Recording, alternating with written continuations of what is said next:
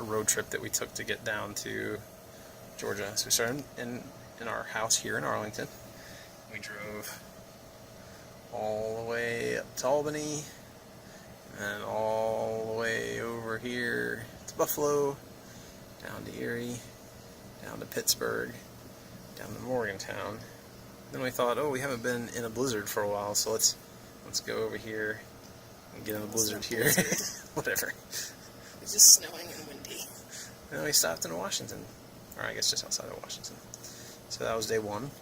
Day two, we came. Day two's kind of a blur. I think we just came straight down into Virginia.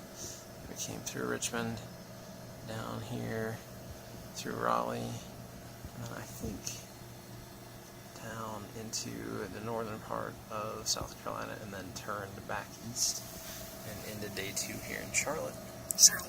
Charleston, right.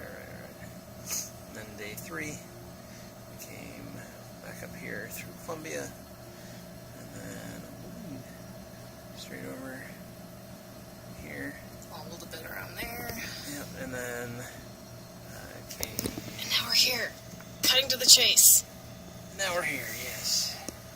And then he's gonna walk all this way.